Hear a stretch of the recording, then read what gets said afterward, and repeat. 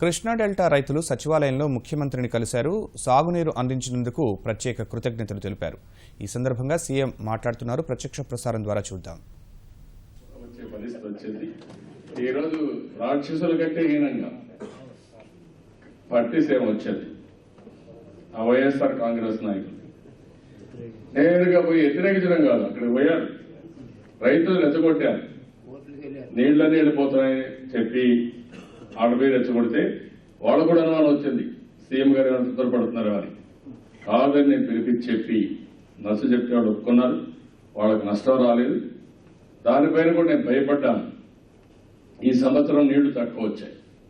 నీళ్లు తక్కువ వస్తే కృష్ణా డెల్టాకు వచ్చిన నీళ్లు వర్షపు నీళ్లు, అది కాకుండా సముద్రంలో పోయే నీళ్లు.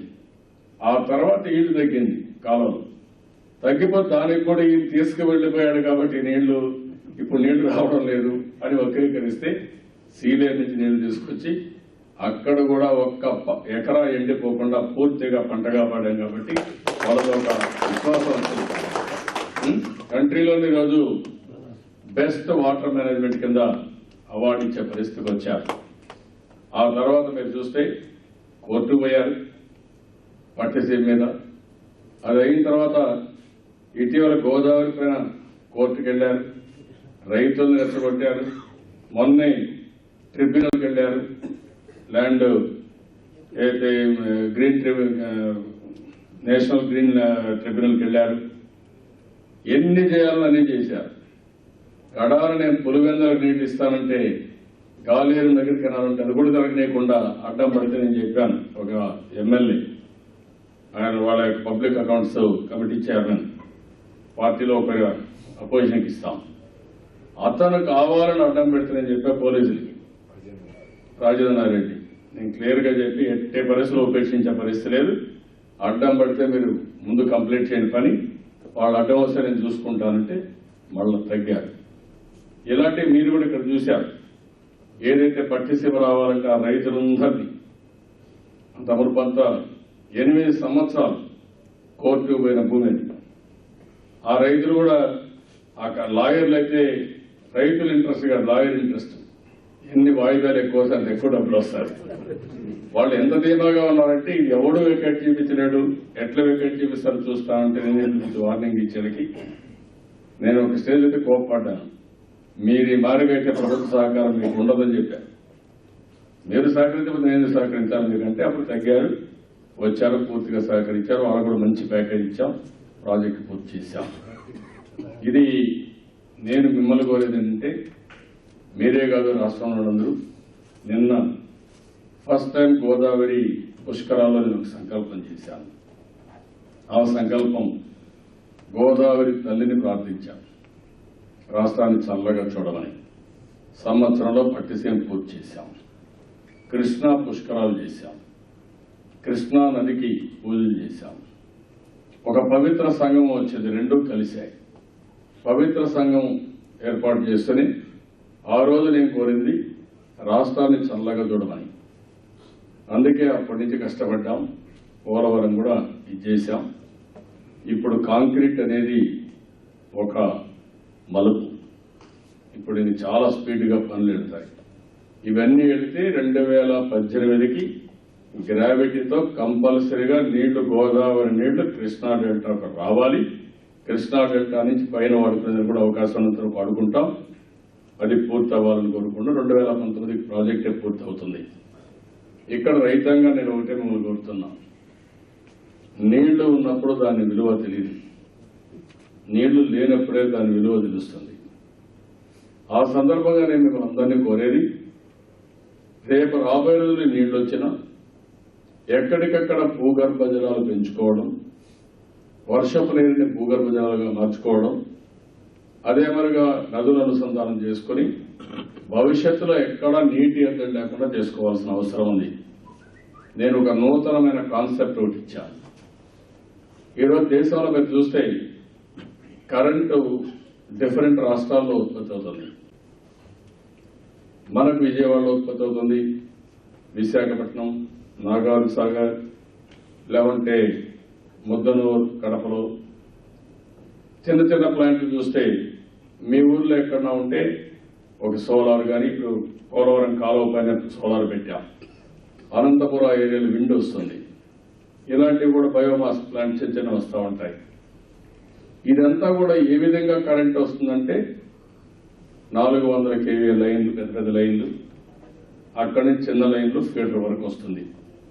కరెంట్ ఎక్కడ ఉత్పత్తి అయినా కరెంటు రావడం మాత్రం ప్రతి ఒక్క ఇంటికి వస్తుంది. దీనివల్ల దూరంగా తెచ్చుకుంటే ట్రాన్స్మిషన్ లాసెస్ ఉంటాయి, కొద్దిగా ఖర్చు ఎక్కువ అవుతుంది, కానీ కరెంట్ అయితే దొరుకుతుంది. అదే కాన్సెప్ట్ నేను ఆలోచిస్తున్నాను. నీళ్లకు రాబోయే రోజుల్లో ఒక గ్రిడ్ అవుట్ ఎస్టాబ్లిష్ చేసి, మొదటిది ఏ ఊర్లో పడిన వర్షాన్ని ఆ ఊర్లో నిల్వ చేసుకోవడం. 3 మీటర్లు నీళ్లు ఉండాలి, 8 మీటర్ల లోపలనే వాడుకోవాలి. 8 మీటర్ల కంటే ఎక్కువ వాడుకోవడానికి లేదు. అదే మరిగా చెరువులు ఒడికలు తీయాలి. అదే మరి ఎక్కడికక్కడ చెరువు గొలుసు కట్టుంటే అవన్నీ కూడా రిపేర్ చేయించాలి, చెక్ డ్యాములు కట్టాలి. ఇది అయిన తర్వాత నదుల అనుసంధానం చేయాలి. నదుల అనుసంధానం కొంచెం ఖర్చు కూడా అవుతుంది.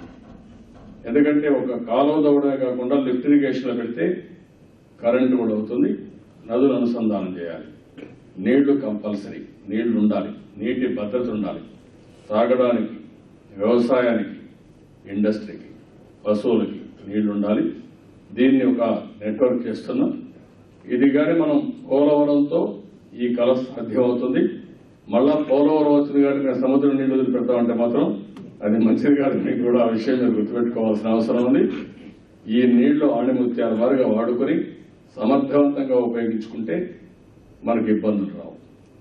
ఈ సంవత్సరం చూడడం కాదు, రిజర్వాయర్లో నీళ్లుంటే నెక్స్ట్ కూడా వాడుకోవచ్చు. మీరు మళ్ళీ వస్తే మళ్ళీ వాడుకోవచ్చు. ఇంకొక పక్కన ఈ సంవత్సరం మీరు చూస్తే 27% వర్షపాతం తక్కువ పడింది. ఇప్పటికి వ్యవసాయం అనుబంధ రంగాల్లో మన అభివృద్ధి చూస్తే 24.5%. ఇప్పుడు మీ దగ్గర వచ్చింది, పంటలు బ్రహ్మాండంగా పండాయి, 40 బస్తాలు. నేను గోదావరి జిల్లాలో ఎంత ఆనందంగా ఉన్నారంటే 50 బస్తాలు పడ్డాయి వాళ్ళకి.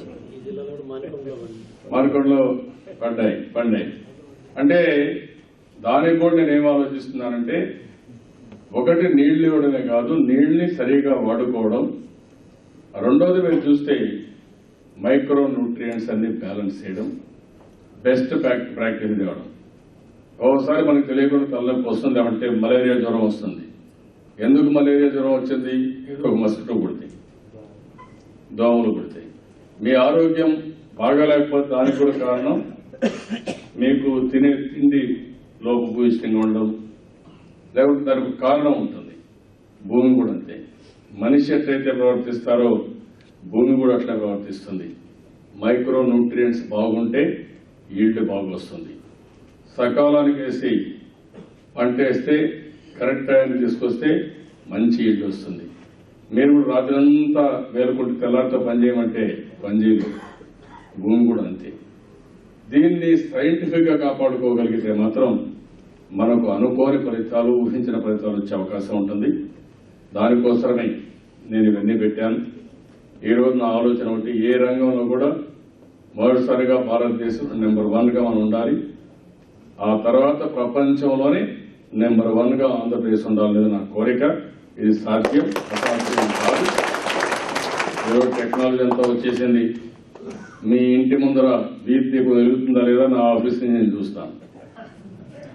అంటే టెక్నాలజీ స్ట్రెంగ్త్ అది.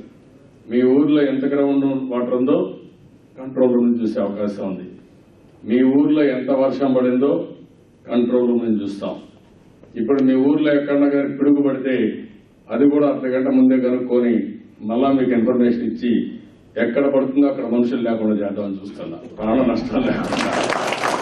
తుఫాను ఎక్కడ ప్రారంభమవుతుందో చూసి దాని తీవ్రత చూసుకొని అది ఎట్ట మారుతుంది, ఒకసారి మారుతూ ఉంటుంది. విశాఖపట్నం అంటారు, రాజమండ్రి అంటారు, నెల్లూరు అంటారు, కడాన సూళూరుపేట అంటారు. దాన్ని కూడా మానిటర్ చేస్తున్నాం. వచ్చినప్పుడు ఎంత వెలాసిటీ వస్తుంది, ఎంత నష్టం జరుగుతుంది, ఇవి కూడా అనలైజ్ చేస్తున్నాం. అదే మరి ఎంత నష్టం జరిగి వస్తున్నప్పుడు ల్యాండ్కి వస్తానే ఎంత గాలి వస్తా ఉందో అవి కూడా మానిటర్ చేస్తున్నాం. అక్కడి నుంచి రావడమే కాదు, ఇక్కడ ఒక మీటర్ పెట్టేసి ఏ ప్రాంతంలో ఎంత గాలి వస్తుందో కూడా ముందుగానే మానిటర్ చేసి ఇవన్నీ కూడా సైన్స్ అంతా పర్ఫెక్ట్ గా ఉపయోగిస్తున్నాం. దీనివల్ల ప్రాణ నష్టం, ఆస్తి నష్టం, రెండోది కన్వీనియన్స్ కూడా. ఒకప్పుడు తుఫాన్ వస్తుందంటే శ్రీకాకుళం నుంచి సూళ్లూరుపేట వరకు అందరినీ అలర్ట్ చేసేవాళ్ళం, ఇంకెవరు మీరు సముద్రం లేకపోవద్దండి, ఇంట్లో నుంచి బయట రావద్దని. ఇప్పుడు ఆ పరిస్థితి లేదు. ఏ ఊర్లో వస్తుందో ఆ ఊరే చెప్పగలుగుతున్నాం, ఏ డైరెక్షన్ పోతుందో ఆ డైరెక్షన్ చెప్తున్నాం, అక్కడనే జాగ్రత్త తీసుకుంటున్నాం. కాబట్టి ఈజీ అయిపోతున్నాయి. ఇలాంటి చాలా ఉన్నాయి. కాబట్టి నేను మిమ్మల్ని కోరేది ఏంటంటే ఈ రోజు మీరు చూపించిన చొరవ చాలా సంతోషం. నా విషయం కాదు మీరు చేయాల్సింది. జీవితంలో కృతజ్ఞత అనేది మీకు ఏ మంచి జరిగినా ఒక్కసారి తలుచుకొని మళ్ళా మీరు ఆలోచించుకొని ముందుకు పోతే మీకు ఎక్కడ లేని ఫలితాలు వస్తాయి. నేను అదే ఆలోచిస్తూ ఉంటాను. భగవంతుడు నాకు ఈ అవకాశం ఇచ్చాడు. నేను ఒక చిన్న గ్రామంలో పుట్టి, ఒక చిన్న కుటుంబంలో పుట్టి ఈరోజు చేయగలుగుతున్నానంటే ఇది భగవంతుని ఆశీస్సులు. ఆ రోజు ఎన్టీ రామారావు గారు వచ్చి మామగారైనా ఆయన పార్టీ పెట్టకపోతే ఇప్పుడు నేను ముఖ్యమంత్రి అయ్యేవాడిని కాదు. ఇదొక చరిత్ర. ఇవన్నీ ఎప్పటికప్పుడు ఆలోచిస్తూ ఉంటాను. ఆలోచించుకున్నప్పుడు ఆకాశంలో లేకుండా భూమి మీద కాళ్ళు ఉంటాయి. అట్లా కాకుండా కానీ ఆలోచించుకుంటే ఆకాశం మీద ఎగురుతా ఉంటే అక్కడి నుంచి ఫలితాలు రావు కాదు, అన్ని కింద పడతాం, కాళ్ళు ఎరుగుతాయి. కాబట్టి ఇది గుర్తుపెట్టుకోవాల్సిన అవసరం ఉంది. ఇది ఒక మంచి, నేను రాష్ట్రం అంతా ఈరోజు మార్నింగ్ అదే అనుకుంటూ వస్తున్నా. రాష్ట్రంలో ఈ కృతజ్ఞత అనే దానిపైన ప్రతి ఒక్కరిలో ఒక ఆలోచన రావాలి. నా విషయంలోనే కాదు, మీకు ఏ వ్యక్తి సహాయం చేసినా కృతజ్ఞతాభావం అనేది మనుషుల్లో వస్తే దాంట్లో చాలా పెను మార్పులు వస్తాయి. ఆ పెను మార్పులు ఇంకా మన జీవితాలకు వెలుగు తీసుకొస్తుంది, సమాజానికి చాలా మంచి చేస్తుంది.